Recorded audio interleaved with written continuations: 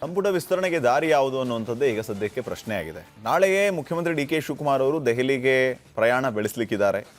ದಿಲ್ಲಿಯೇ ರಾಜ್ಯದ ಮುಖ್ಯಮಂತ್ರಿಗಳ ನಾಳಿನ ನಿಲ್ದಾಣ ಆಗಿದೆ. ಹಾಗಿದ್ರೆ ದಿಲ್ಲಿಯಲ್ಲಿ ಸಂಪುಟ ವಿಸ್ತರಣೆಯ ಚರ್ಚೆ ಬರುತ್ತಾ ಅನ್ನುವಂಥ ಪ್ರಶ್ನೆ. ಮುಖ್ಯವಾಗಿ ತಮಿಳುನಾಡಿನ ನಿಲುವಳಿ ಸೂಚನೆಗೆ ಉತ್ತರ ನೀಡುವ ಕಾರಣ ಇದು. ಸಂಸದರ ಸಮಾಲೋಚನೆ ಅನ್ನುವುದು ಮೂಲ ಕಾರಣ. ಸಂಸದರನ್ನ ಭೇಟಿಯಾಗಿ ಈ ವಿಚಾರಗಳ ಬಗ್ಗೆ ಸ್ವತಃ ಮುಖ್ಯಮಂತ್ರಿ ಅವರೇ ಮಾತಾಡಲಿಕ್ಕಿದ್ದಾರಂತೆ. ಇದರ ಮಧ್ಯೆ ವರಿಷ್ಠರ ಜೊತೆಗೆ ಸಮಾಲೋಚನೆ ಆಗತ್ತಾ? ಆ ಸಮಾಲೋಚನೆ ಆದರೆ ಸಂಪುಟ ವಿಸ್ತರಣೆ ವಿಚಾರವಾಗಿ ಆಗತ್ತಾ? ಅಧಿವೇಶನದ ಮಧ್ಯೆ ಹೈ ನಾಯಕರು ಸಂಪುಟ ವಿಸ್ತರಣೆಯ ತೀರ್ಮಾನವನ್ನ ಮಾಡ್ತಾರಾ? ಮುಖ್ಯವಾಗಿ ಸಮಯ ಕೊಡ್ತಾರಾ? ಹೀಗೆ ಹಲವು ಪ್ರಶ್ನೆಗಳಿದೆ. ಆ ಪ್ರಶ್ನೆಗಳಿಗೆ ಉತ್ತರ ಏನು ಅನ್ನುವಂಥದ್ದು ನಮ್ಮ ಪ್ರಶ್ನೆ ಆಗಿದೆ. ಇದರ ಬಗ್ಗೆ ಉತ್ತರ ಕೊಡ್ತಾರೆ ವೀರೇಂದ್ರ ಅವರು. ವೀರೇಂದ್ರ, ಬಹುಶಃ ನೀವು ಹೇಳ್ತಾ ಇದ್ದೀರಲ್ಲ, ಸಂಪುಟ ವಿಸ್ತರಣೆಗೆ ದಾರಿ ಯಾವುದು ಅನ್ನುವಂಥದ್ದು ಒಂದಾದರೆ ಉತ್ತರ ಯಾವುದು ಅನ್ನುವಂಥ ಪ್ರಶ್ನೆಯೂ ಕೂಡ ಎಲ್ಲವೂ ಕೂಡ ಉತ್ತರದಿಂದನೇ ಆರಂಭ ಆಗುತ್ತೆ ಮುಖ್ಯಮಂತ್ರಿಗಳದ್ದು. ಹಾಗಿದ್ರೆ ಈಗ ಸಂಪುಟ ವಿಸ್ತರಣೆ ಯಾವಾಗ ಅನ್ನೋದು ಒಂದು, 20 ಸೀಟ್ಗಳ ಹಂಚಿಕೆ ಆಗಬೇಕಾದ್ರೆ ಇನ್ನೂ 20 ಜನ ಮಂತ್ರಿಗಳಾಗಬೇಕಾಗಿದೆ. ಇನ್ನು ಪೋರ್ಟ್ಫೋಲಿಯೋ ಕೊಟ್ಟಿಲ್ಲ. ಆದ್ದರಿಂದ ಈಗ ಎಲ್ಲ ಖಾತೆಗಳಿಗೆ ಉತ್ತರ ಕೊಡುವಂಥವರು ಮುಖ್ಯಮಂತ್ರಿಗಳೇ ಆಗಿರೋದ್ರಿಂದ ಹೇಗೆ ಉತ್ತರ ಕೊಡ್ತಾರೆ ಅನ್ನುವಂತಹ ಪ್ರಶ್ನೆ ಇದೆ. ಸೊ ಈ ಪ್ರಶ್ನೆಗೆ ನಿಮಗೇನಾದರೂ ಗುಸುಗುಸು ಗೋವಿಂದಣ್ಣ ಅವರಿಂದ ಉತ್ತರ ಸಿಕ್ಕಿದೆಯಾ? ಇದೇ ನನ್ನ ಉತ್ತರ, ಕೊಡುವೆ ಬಾರೆ ಹತ್ತಿರ ಅಂತ ನಿಮ್ಮನ್ನು ಹತ್ತಿರ ಕರೆಸ್ಕೊಂಡು ಉತ್ತರ ಹೇಳಿ ಕಳಿಸಿದಾರ? ಈಗ ಗೋವಿಂದಣ್ಣವರು ಈಗ ನಿಮ್ಮಷ್ಟು ಚೆನ್ನಾಗಿ ಹಾಡು ಹೇಳಲ್ಲ, ಆದ್ರೆ ಅವ್ರ ಮೂಲಗಳಿಂದ ಉತ್ತರ ಮಾತ್ರ ತುಂಬಾ ಚೆನ್ನಾಗಿ ತರ್ತಾರೆ ಪಾಟೀಲ್ರೆ. ಇಲ್ಲ, ನಾ ಹಾಡಿನ ಸಾಲನ್ನ ಮಾತಿನಲ್ಲೇ ಹೇಳಿದೆ. ಅಲ್ಲ, ಬಟ್ ನೀವು ಹಾಡು ಚೆನ್ನಾಗಿ ಹೇಳ್ತೀರಿ. ಓಡಾಡಿ ನಿಮಗೂ ಹೆಂಗಾಗಿದೆ ಅಂದ್ರೆ ನೀವು ಹಾಡು ಚೆನ್ನಾಗಿ ಹಾಡ್ತೀರಿ ಅಂತ ಗೊತ್ತ ನಮಗೆ. ಈಗ ಬೇಡ, ಟೈಮ್ ಇಲ್ಲ, ಇನ್ನೊಂದ್ಸತಿ ಹೇಳ್ತೇನೆ ಹಾಡು. ಪಾಟೀಲ್ರೆ, ಈಗ ಈ ಉತ್ತರ ಕುಮಾರ ಅಂತೇಳಿ ಮಹಾಭಾರತದಲ್ಲಿ ಒಂದು ಬರುತ್ತೆ ಕ್ಯಾರೆಕ್ಟರ್, ಗೊತ್ತು ನಿಮಗೆ, ಹೌದಾ? ಅದನ್ನ ನಾವು ಆ ಉತ್ತರ ಕುಮಾರನ ಮರ್ತ್ಬಿಡಿ. ಉತ್ತರ ಆನ್ ಕೋಟ್ ಕುಮಾರ ಅಂದ್ರೆ ಉತ್ತರ ಕೊಡುವ ಕುಮಾರ ಯಾರು? ಈಗ 20 ಖಾತೆಗಳಿದ್ದಾಗ ಆ 20 ಖಾತೆಗಳದ್ದು ಉತ್ತರ ಕೊಡಬೇಕಾದ್ದು ಶಿವಕುಮಾರರು. ಈಗ ಯಾಕಂದ್ರೆ ಯಾರ ಬಳಿ ಖಾತೆಗಳಿರುತ್ತೆ, ಈಗ ಮುಖ್ಯಮಂತ್ರಿಗಳ ಬಳಿ ಈಗ ಹೆಚ್ಚುವರಿ ಖಾತೆಗಳೆಲ್ಲವೂ ಅವ್ರ ಹತ್ರ ಇದೆ. ಯಾರ್ಯಾರು ಮಿನಿಸ್ಟರ್ ಆಗಿಲ್ಲೋ ಆ ಎಲ್ಲಾ ಖಾತೆಗಳು ಅವ್ರ ಹತ್ರ ಇದೆ, ಹೌದಾ? ಆ ಖಾತೆಗಳದ್ದೆಲ್ಲ ಈಗ ಅಧಿವೇಶನ ಬಂದಾಗ ಉತ್ತರದಾಯಿತ್ವ ಮುಖ್ಯಮಂತ್ರಿಗಳದ್ದೇ. ಹೌದು. ಅದು ವಿಧಾನಸಭೆಯಲ್ಲೂ ವಿಧಾನ ಪರಿಷತ್ತಲ್ಲೂ ಎರಡು ಕಡೆ, ಹೌದಾ? ಹೀಗಿರುವಾಗ ಹೆಂಗ್ ಸಾಧ್ಯ? ಅಲ್ಲೂ ಇಲ್ಲೂ ಏಕಕಾಲಕ್ಕೆ ಅವ್ರು ಇರೋಕ್ಕಾಗಲ್ಲ.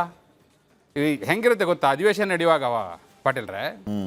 ಪ್ರತಿ ಗುರುವಾರ ಆ ದಿನವನ್ನ ವಿಧಾನ ಪರಿಷತ್ತಲ್ಲಿ ಉತ್ತರ ಕೊಡ್ಲಿಕ್ಕೆ ಅಂತಲೇ ನಿಗದಿ ಮಾಡ್ಕೊಂಡಿರ್ತಾರೆ ಮುಖ್ಯಮಂತ್ರಿ ಆದವರು. ಪ್ರತಿದಿನ ಅಲ್ಲಿಗೆ ಹೋಗ್ಲಿಕ್ಕೆ ಆಗಲ್ಲ ಅಂತ ಹೇಳಿ ಬಿಲ್ಗಳಿದ್ರು ಅವತ್ತೇ ತಗೊಂಡೋಗ್ತಾರೆ. ಅಲ್ಲಿ ಪ್ರಶ್ನೋತ್ತರಕ್ಕೆ ಅವತ್ತಿನ ದಿನ ಸಮಯ ನಿಗದಿ ಮಾಡಿರ್ತಾರೆ ಗುರುವಾರವನ್ನು. ಉಳಿದ ದಿನಗಳು ಇಲ್ಲಿ, ಉಳಿದ 4-5 ದಿನ ಇಲ್ಲಿರ್ತಾರೆ ಅವರು. ಎಲ್ಲಿ? ವಿಧಾನಸಭೆಯಲ್ಲಿ. ಆದರೆ ಈಗ ಹೆಂಗಾಗ್ಬಿಟ್ಟಿದೆ ಸಂದರ್ಭ ಅಂದರೆ, ಖಾತೆಗಳೆಲ್ಲ ಇವ್ರ ಕೈಯಲ್ಲೇ ಇದೆ. ಪ್ರಶ್ನೋತ್ತರ ಪ್ರತಿದಿನ ನಡೆಯುತ್ತೆ. ಶೂನ್ಯ ವೇಳೆ ಪ್ರತಿನಿತ್ಯ ಇರುತ್ತೆ. ನಿಲುವಳಿ ಸೂಚನೆ ಪ್ರತಿನಿತ್ಯ ತರ್ತಾರೆ. ಗಮನ ಸೆಳೆಯುವ ಸೂಚನೆಗಳು ಪ್ರತಿನಿತ್ಯ ಇರುತ್ತೆ. ಅದಕ್ಕೆಲ್ಲ ಉತ್ತರ ಕೊಡಲೇಬೇಕಲ್ಲ. ಉತ್ತರ ಕೊಡೋದು ಯಾರೀಗ? ಯಾರು ಉತ್ತರ ಕೊಡೋರು? ಸಚಿವರಿಲ್ಲ. ಅದಕ್ಕೋಸ್ಕರನೇ ಈಗ ಸಂಪುಟ ವಿಸ್ತರಣೆಗೆ ಎಷ್ಟೆಲ್ಲ ವಿಘ್ನ ಇದೆ ಅಂತೇಳಿ ನಾವು ಹಿಂದಿನ ಸ್ಟೋರಿಯಲ್ಲಿ ಈಗಾಗಲೇ ಡಿಸ್ಕಸ್ ಮಾಡಿಬಿಟ್ಟಿದ್ದೀವಿ. ನಾವು ಮತ್ತೆ ವಾಪಸ್ ಅದಕ್ಕೆ ಹೋಗಲ್ಲ. ಹಾಗಾದರೆ ಈಗ ಉಳಿದಿರುವ ದಾರಿ ಏನು? ಉತ್ತರ ಏನೀಗ ಇದಕ್ಕೆ? ಈ ಯಕ್ಷ ಪ್ರಶ್ನೆಗೆ ಉತ್ತರ ಏನು ಅಂತ ನೋಡಿದ್ರೆ, ಅದಕ್ಕೆ ಅವ್ರು ಹೇಳ್ತಿರ್ತಾರೆ, ಡಿ ಕೆ ಶಿವಕುಮಾರ್ ಯಾವಾಗಲೂ ಕೂಡ ಏನು ಹೇಳ್ತಿರ್ತಾರೆ ಗೊತ್ತಾ? ನಾನು ರಾಜಕೀಯವನ್ನು ಫುಟ್ಬಾಲ್ ಥರ ಆಡಲ್ಲ, ಚೆಸ್ ಥರ ಆಡ್ತೀನಿ ಅಂತ. ಚದುರಂಗದ ಚತುರ, ಹೌದಾ? ಆ ಚದುರಂಗದ ಚತುರರು ಈಗ ಒಂದು ಹೊಸ ದಾರಿನ ಉತ್ತರವನ್ನು ಕಂಡುಕೊಂಡಿದ್ದಾರೆ. ಏನು ಉತ್ತರ ಅಂದರೆ, ಈ 20 ಖಾತೆಗಳಿದೆಯಲ್ಲ, ಈಗ ಮೊನ್ನೆ ಜಿಲ್ಲೆ ಎಲ್ಲ ಹಂಚಿದ್ರು ನೋಡಿ. ಒಬ್ಬೊಬ್ರಿಗೆ 2-2, 3-3, ಕೆಲವರಿಗೆ 4 ಜಿಲ್ಲೆ ಎಲ್ಲ ಕೊಟ್ಟರು ನೋಡಿ. ಹಾಗೆ ಖಾತೆಗಳನ್ನು ಕೂಡ ಹೆಚ್ಚುವರಿಯಾಗಿ ಈಗಿರುವ 13 ಸಚಿವರು ಇದ್ದಾರಲ್ಲ, ಅವ್ರಿಗೆ ಹಂಚಿಬಿಡೋದು.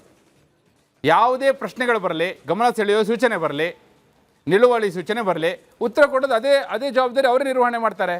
ಮತ್ತೆ ಈಗ ಒಂದು ಕಾರ್ಯಾಂಗ ಅಂತೇಳಿ ಕೆಲಸ ಮಾಡುವಾಗ ಅಧಿಕಾರಿಗಳು ಇರ್ತಾರಲ್ಲ ಪಾಟೀಲ್ರೆ, ಅಧಿಕಾರಿಗಳು ಉತ್ತರ ಎಲ್ಲ ತಯಾರು ಮಾಡಿರ್ತಾರೆ. ಅವರು ರೆಡಿ ಮಾಡಿ ಉತ್ತರ ಕೊಡ್ತಾರೆ. ಆ ಉತ್ತರವನ್ನು ಇವ್ರು ನಿಂತ್ಕೊಂಡು ಹೇಳೋದು. ಮತ್ತೆ ಉಪಪ್ರಶ್ನೆಗಳು ಬರುತ್ತೆ. ಅದಕ್ಕೋಸ್ಕರ ಸಚಿವರು ಬೇಕು. ಈಗ ಎಷ್ಟೋ ಬಾರಿ ಏನಾದ್ರು ಗೊತ್ತಾ, ಕೆಲವು ಸಚಿವರು ಇರಲ್ಲ, ಯಾವುದೋ ಒಂದು ಕೆಲಸದ ಮೇಲೆ ಹೊರಗೋಗಿರ್ತಾರೆ. ಆ ಸಚಿವರ ಪರವಾಗಿ ಮತ್ತೊಬ್ಬ ಸಚಿವರು ಉತ್ತರ ಕೊಡೋದು ಇರುತ್ತೆ. ಮುಖ್ಯಮಂತ್ರಿಗಳ ಪರವಾಗಿ ಸಚಿವರು ಉತ್ತರ ಕೊಡೋದು ನಡೆಯುತ್ತೆ. ಹೀಗೆ ಉತ್ತರ ಕೊಡಲಿಕ್ಕೆ ಹಲವಾರು ದಾರಿಗಳಿದೆ. ಇವ್ರು ಕಂಡಿರುವಂಥ ದಾರಿ ಯಾವುದಪ್ಪ ಅಂದರೆ, ಈಗ ಮುಖ್ಯಮಂತ್ರಿಗಳು ಕಂಡುಕೊಂಡಿರೋ ದಾರಿ ಯಾವುದಪ್ಪ ಅಂದರೆ, ಈಗ ಸಚಿವರಿಗೆ ಹೆಚ್ಚುವರಿ ಖಾತೆಗಳನ್ನ ಕೊಟ್ಟು ಅವರ ಮೂಲಕ ಉತ್ತರ ಕೊಡಿಸುವಂತಹ ದಾರಿಯನ್ನು ಈಗ ಮುಖ್ಯಮಂತ್ರಿಗಳು ಹುಡುಕೊಂಡಿದ್ದಾರೆ. ಒಂದು ವೇಳೆ ವಿಸ್ತರಣೆ ಆಗದೆ ಹೋದರೆ ಉಳಿದಿರೋ ದಾರಿ ಅದೊಂದೇ. ಆ ದಾರಿ ಮೂಲಕ ಈಗ ಅವರು ಉತ್ತರ ದಿಕ್ಕಿನ ದಾರಿಯನ್ನು ಹೇಗೆ ಹಿಡಿತಾರಲ್ಲ, ಈ ಉತ್ತರಕ್ಕೂ ಈ ಉತ್ತರದ ದಾರಿಯನ್ನು ಹಿಡ್ಕೊಂಡಿದ್ದಾರೆ ಅಂತೇಳಿ ಪಾಟೀಲ್ರೆ. ಈಗ ಆಗಸ್ಟ್ 6ಕ್ಕೆ ಸೆಷನ್ ನಮ್ಮಲ್ಲಿ ಆರಂಭ ಆಗುತ್ತೆ ಅಲ್ವಾ?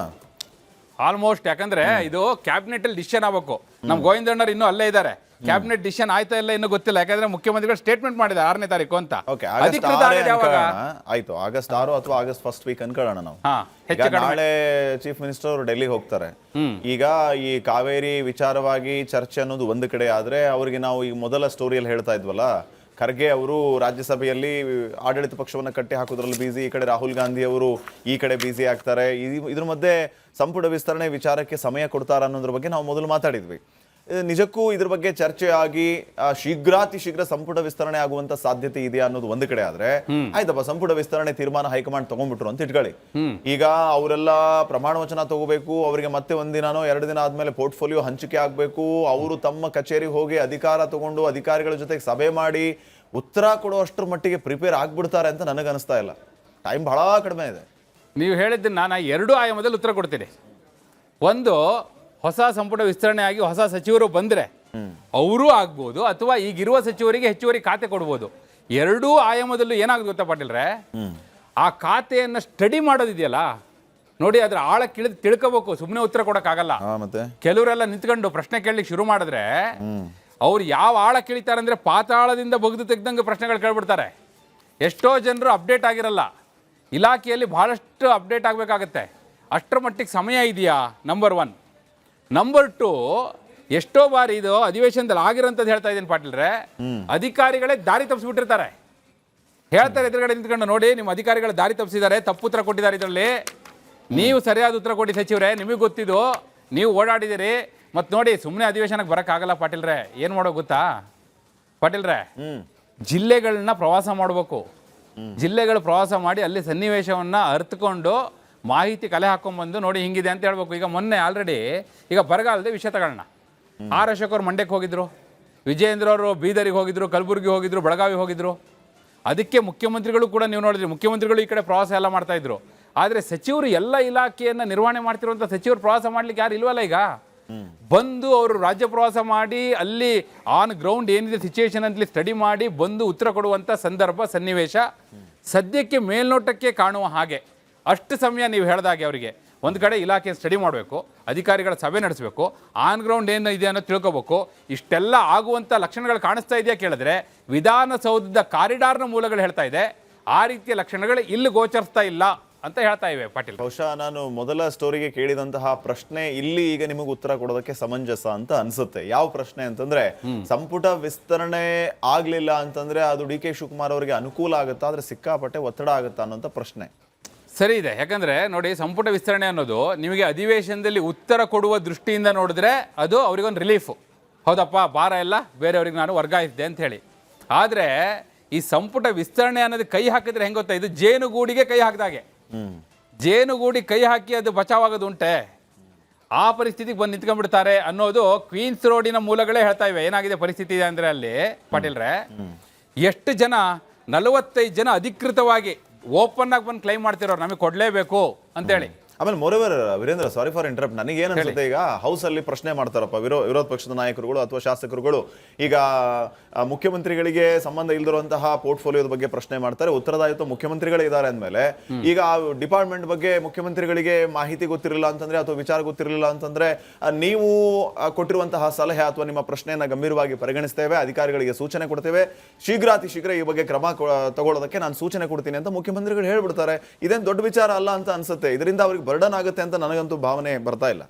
ಈಗ ಬರ್ಡನ್ನು ನಾವು ಯಾರ ದೃಷ್ಟಿಯಿಂದ ನೋಡ್ಬೇಕು, CM ಬರ್ಡನ್ ಆಗುತ್ತೋ ಮಿನಿಸ್ಟ್ರಿಗೆ ಬರ್ಡನ್ ಆಗುತ್ತೋ ಅಲ್ಲ, ಸಮಸ್ಯೆಯನ್ನ ಎದುರಿಸ್ತಿರೋರಿಗೆ ಬರ್ಡನ್ ಆಗುತ್ತಲ್ಲ, ಜನರಿಗೆ ಬರ್ಡನ್ ಆಗುತ್ತಲ್ಲ ಅನ್ನೋದು ಜನಸಾಮಾನ್ಯರು ಮಾತಾಡ್ತಾ ಇರೋದು ಪಾಟೀಲ್ರೆ. ಈಗ ಯಾಕಂದ್ರೆ ಇದರ ಉದ್ದೇಶ ಏನು, ಅಧಿವೇಶನದ ಮೂಲ ಉದ್ದೇಶ ಏನು? ವಿಸ್ತರಣೆ ಆಗಿಲ್ಲ ಅಂದ್ಮೇಲೆ ಅದನ್ನ ಅವ್ರು ಈ ರೀತಿ ಉತ್ತರ ಕೊಟ್ಟು ಕೂಡ ಪಾರಾಗ್ತಾರೆ. ಮುಂದೆ ಅದನ್ನ ಗಂಭೀರವಾಗಿ ತಗೋತಾರೋ ಬಿಡ್ತಾರೋ, that is up to CM. ಅಲ್ಲ, ಈ ಉತ್ತರ ಕೊಡೋದು ಸಂಪುಟ ವಿಸ್ತರಣೆ ಆಗ್ಬೇಕು ಅಂತ ಇಲ್ಲ. ವಿಸ್ತರಣೆ ಆಗಿ 34 ಜನ ಸಚಿವರಿದ್ರು, ಹೇಳ್ತೀನಿ ಕೇಳಿ, 34 ಜನ ಸಚಿವರಿದ್ರು, ಪರಿಶೀಲಿಸಲಾಗುವುದು ಅನ್ನೋದೇ 99% ಉತ್ತರಗಳಿರುತ್ತೆ. ಹೆಚ್ಚಿನ ಬಾರಿ ಎಷ್ಟೋ ಬಾರಿ ಅದೇ ಆಗುತ್ತೆ, ಏನು ಬರೀ ಪರಿಶೀಲನೆ ಮಾಡ್ತೀವಿ ಅಂತ ಉತ್ತರ ಕೊಡ್ತಿರಲ್ಲ ಅನ್ನೋದು ವಿಧಾನಸಭೆ ಅಧಿವೇಶನದಲ್ಲಿ, ವಿಧಾನ ಪರಿಷತ್ನ ಅಧಿವೇಶನದಲ್ಲಿ ಪದೇ ಪದೇ ಚರ್ಚೆ ಆಗೋದಿದು. ಈ ಪರಿಶೀಲಿಸಲಾಗುವುದು ಇದೆಯಲ್ಲ, ನೀವು ತೆಗೆದು ನೋಡಿದ್ರೆ, ಈ ಅಧಿವೇಶನದ ರೆಕಾರ್ಡಿಂಗ್ ತೆಗೆದು ನೋಡಿದ್ರೆ ಹೈಯೆಸ್ಟ್ ಇರೋದು ಪರಿಶೀಲಿಸಲಾಗುವುದು ಅನ್ನೋದೇ ಉತ್ತರ. ಎಷ್ಟೊತ್ತಿ ಹೇಳ್ಕೊಡ್ತಾರೆ. ಯಾರೋ ಹೊಸ ಮಿನಿಸ್ಟರ್ ಬಂದಿರ್ತಾರೆ ಅನ್ಕೊಳ್ಳಿ. ಈಗ ರಹೀಮ್ ಖಾನ್ ಒಂದ್ಸತಿ ನಿಂತ್ಕೊಂಡಿದ್ರು, ಅವ್ರಿಗೆ ಉತ್ತರ ಕೊಡೋಕ್ಕಾಗ್ತಿರಲಿಲ್ಲ. ಬೈರತಿ ಸುರೇಶ್ ಕಿವಿ ಹತ್ರ ಹೋಗಿ ಹೇಳ್ತಿದ್ರು ಪರಿಶೀಲಿಸಲಾಗುವುದು ಅಂತ ಹೇಳಿ ಅಂತೇಳಿ ಕಿವಿಯಲ್ಲಿ ಹೇಳ್ತಾ ಇದ್ರು. ಅವರು ಪರಿಶೀಲಿಸಲಾಗುವುದು ಅಂತೇಳಿ ಇಟ್ಟು ಕೂತ್ಕೊಂಡ್ರು. ಅಂದ್ರೆ ನಾ ಹೇಳೋದು, ಈ ಪರಿಶೀಲಿಸಲಾಗುವುದು ಅನ್ನುವ ಒಂದು ವಾಕ್ಯ highest repeated word in the history of assembly ಅಂತೇಳಿ. ಪಾಟೀಲ್ರೆ, ಸೊ ಗೋವಿಂದಣ್ಣ ಅವರು ನಿಮಗೆ ಮೂಲಗಳ ಮೂಲಕ ಕೊಟ್ಟ ಮಾಹಿತಿಯನ್ನು ಪರಿಶೀಲಿಸಲಾಗುವುದು. Thank you.